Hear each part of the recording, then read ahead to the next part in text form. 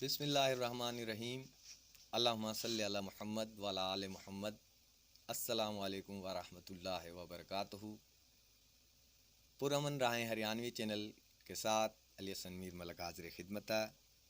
آج ہم ویڈیو لے کے آئے ہیں قریش مکہ کی آپ صلی اللہ علیہ وسلم کے ساتھ گستاخیاں قرآن و حدیث کی روشنی میں۔ رسول اللہ صلی اللہ علیہ وسلم ایک مرتبہ خانہ کعبہ میں نماز پڑھنے لا رہے تھے کہ عقبہ بن ابی معیط نے آپ صلی اللہ علیہ وسلم کے گلے میں چادر ڈال کر اس قدر رگڑا دیا کہ آپ صلی اللہ علیہ وسلم کا دم رکن لگ گیا۔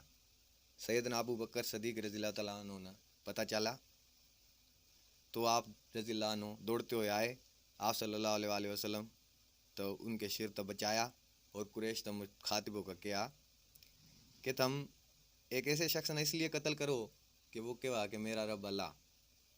کفار نے رسول اللہ صلی اللہ علیہ وسلم تو چھوڑ دیا مگر ابو بکر رضی اللہ تعالیٰ تو لپٹ گئے اور خوب مارا پیٹا۔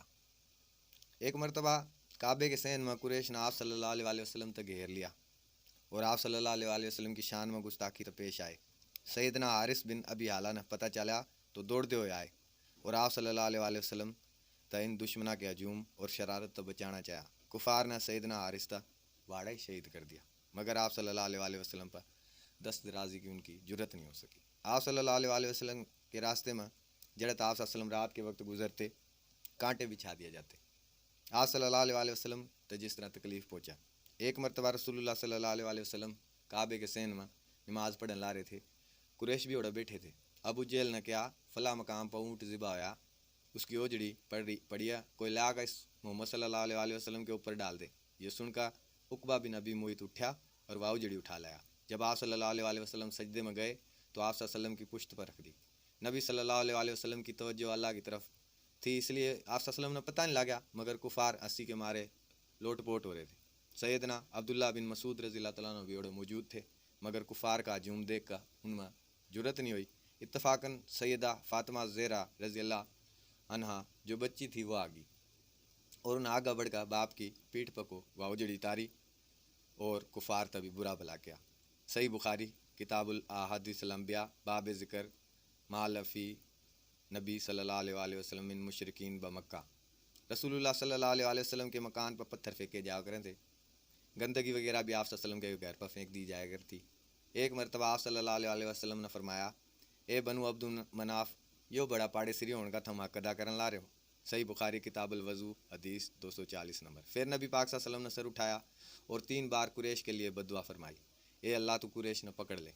پھر نبی صلی اللہ علیہ وسلم نے ان سب کا نام لے کر بد دعا فرمائی کہ اللہ تعالیٰ ابو جہل نا، عتبہ بن ربیعہ نا، شیبہ بن ربیعہ نا، ولید بن عتبہ نا، امیہ بن خلف نا اور عقبہ بن ابی معیط نے پکڑ لے۔ رسول اللہ صلی اللہ علیہ وسلم نے 7ویں شخص کا نام بھی لیا تھا لیکن راوی کرنے والے نے یاد نہیں۔ عبداللہ بن ابی مسعود رضی اللہ تعالیٰ عنہ فرماواں کہ اس ذات کی قسم جس کے ہاتھ میں میری جان ہے، میں نے دیکھا کہ جن لوگوں کے نام رسول اللہ صلی اللہ علیہ وسلم نے گن کر لیے تھے سب کے سب بدر کے کنویں میں قتل ہوئے پڑے تھے۔ حوالہ مذکور۔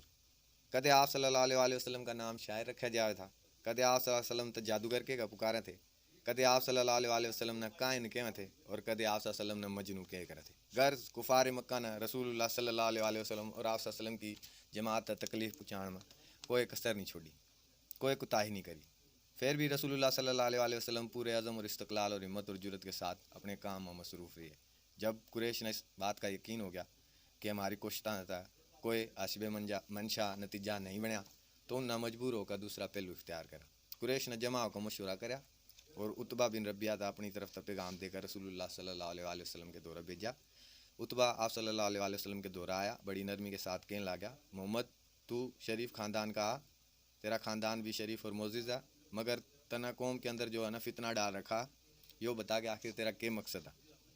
اگر تو مال و دولت لینا چاہا تو ہم تیرے لیے اتنا مال دے دیں گے اتنا کہ ساری زندگی نہیں کم پڑے گا۔ اگر تو حکومت اور سرداری کی خواہش کرا تو ہم تنا اپنا سردار بنانا چاہاں، تیری حکمت نہ تسلیم کرنے کے لیے تیار۔ اگر تو تنا شادی کرنی منظور ہے تو ہم سب تا اعلیٰ گھرانے میں تیری سب تا حسین لڑکی کے ساتھ شادی کرا دیں۔ اور اگر ان سب چیزاں کی تنا خواہش ہے تو یہ سب ہم تنا دینے کے لیے تیار ہیں. تو اپنی دلی منشا صاف صاف ہم نے بتا دے, ہم تیری ہر خواہش پوری کرنے کے لیے تیار ہیں. اتبا جب اپنی بات ختم کر چکا تو آپ صلی اللہ علیہ وسلم نے جواب میں حمیم سجدہ کی تلاوت شروع کر دی. جب آپ صلی اللہ علیہ وسلم اس آیت پر پہنچے ترجمہ, پھر اگر یہ منہ پھیر لیں تو کہہ دو میں ہم نے ایسی چنگاڑ کے عذاب تاگا کروں جس طرح عاد اور سمود پر چنگاڑ کا عذاب آیا تھا. تو اتبا کا رنگ پھک ہو گیا. اس نے رسول اللہ صلی اللہ علیہ وسلم کے منہ پر ہاتھ رکھ دیا اور کیا اس طرح نہ کہوا. آپ صلی اللہ علیہ وسلم نے سجدہ کرا اور سجدے سے فارغ ہوگا کیا تنا میرا جواب سن لیا.